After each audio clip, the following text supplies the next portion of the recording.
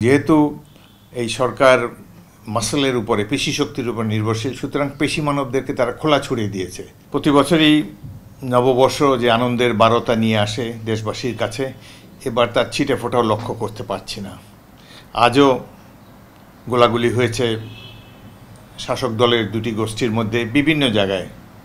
প্রতিদিনই, যেগুলোর খবরেও আসে না, প্রতিদিনই আধিপত্য বিস্তারের লক্ষ্যে একদল মানুষ উন্মত্ত হয়ে আছে। তারা সাধারণ মানুষের ঘর বাড়ি জমি জমা পুকুর ধান সব কিছুই দখল করে নিয়ে যাচ্ছে। এখন তাদেরকে তাড়িয়ে এলাকা ছাড়া করে এখন নিজেরাই মারামারিতে লিপ্ত হয়েছে। সুতরাং এই যে সুকুমার বৃত্তিগুলো ধীরে ধীরে ধীরে ধীরে মরে যাচ্ছে বাঙালিদের। পয়লা বৈশাখ যে আনন্দের ছিল কয়েক বছর আগেও আমরা লক্ষ্য করেছি, ইদানিং দেখা যাচ্ছে এটি একটি আধিপত্য বিস্তারের খেলা মাত্র। সাধারণ মানুষের দেখে দেখে তাকিয়ে তাকিয়ে দেখা ছাড়া কিছু করার নেই। আইনশৃঙ্খলা বাহিনীও তারা এতই দলদাস হয়ে গিয়েছে যে তারাও সাধারণ মানুষের কোনো নিরাপত্তা বিধান করতে পারছে না। আর যে বিজাতীয় সংস্কৃতি আমাদের উপরে চাপিয়ে দেওয়া হচ্ছে, এটি নিয়েও জনগণের মনে অনেক ক্ষোভ আছে। তো ধীরে ধীরে এই পয়লা বৈশাখের উদযাপনেরও রং পাল্টে যাচ্ছে। আমাদের আদি ও কৃত্রিম বাঙালি সংস্কৃতি, গ্রাম বাংলার বিশেষ করে পূর্ব বাংলার যে সংস্কৃতি ছিল, সেটি এখন আর খুঁজে পাওয়া যাবে না। তারপর দেশে যখন গণতন্ত্র থাকে না, দেশে যখন দুঃশাসন থাকে, তো সাধারণ মানুষের মনেও কোনো আনন্দ থাকে না। আর অর্থনৈতিক ক্ষেত্রেও নিপীড়ন চলছে, ব্যাংকগুলো লুট হয়ে যাচ্ছে। সাধারণ মানুষের প্রতিবাদ করার ক্ষমতা নেই। প্রত্যেকেই ভাবছে যে আমি বাঁচলেই হলো, তার প্রতিবেশী যে আক্রান্ত হচ্ছে সে ব্যাপারে তার দৃষ্টি নেই। সব দিক দিয়ে এই পয়লা বৈশাখ এবং এই ধরনের অনুষ্ঠানগুলো সাধারণ মানুষের কাছে উটকা ঝামেলা হিসাবেই পরিণত। একমাত্র যারা কিছু করে খাচ্ছে, সরকারি দলের সদস্যরা, যাদের ইনকামের কোনো শেষ নেই, অন্যকে নিপীড়ন করে, অন্যকে বঞ্চিত করে নিজেরা বিত্ত বৈভবে ফুলে ফেঁপে উঠছে, তাদের জন্য পয়লা বৈশাখ হয়তো আনন্দের হয়ে যেতে পারে। বা বৃহত্তর দেশবাসী, সংখ্যাগরিষ্ঠ মানুষের কাছে আজকের পয়লা বৈশাখ আর আনন্দের কোনো বার্তা নিয়ে আসে না। এটি হচ্ছে দুঃশাসনেরই প্রতিফলন। এখানে বিনা ভোটে একদল ক্ষমতায় চলে গিয়েছে, সাধারণ মানুষকে ভোট কেন্দ্রের আশেপাশেও যেতে দেয়নি, সাধারণ মানুষ যায়ও নেই।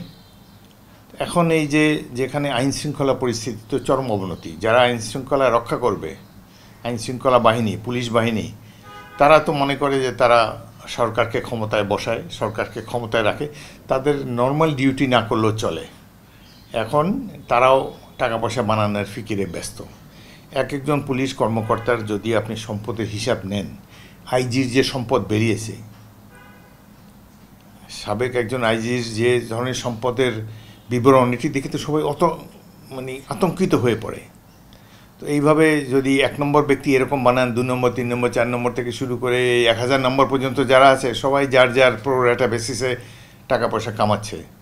তো সাধারণ মানুষের তাকিয়ে তাকিয়ে দেখা ছাড়া কিছু নেই। অত্যন্ত অধিকারবিহীন আমাদের দেশে মানুষ, আমরা আজকে একটি পরাধীন জাতিতে পরিণত হয়েছি।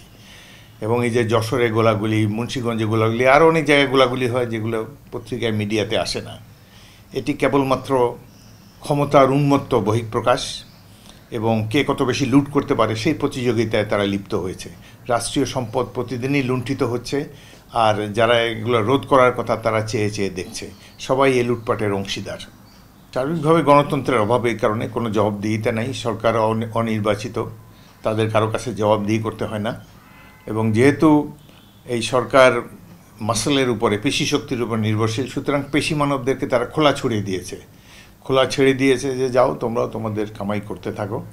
তো সুতরাং একদল উন্মত্ত পেশি মানব বাংলাদেশে গ্রামে গঞ্জে সর্বত্র অবাধ বিচরণ করছে, আর সাধারণ মানুষ তাদের প্রতিহিংসার শিকার হচ্ছে। কুইক মানি বানাবার জন্যেই তারা এইভাবে সাধারণ মানুষের উপর অত্যাচার করে।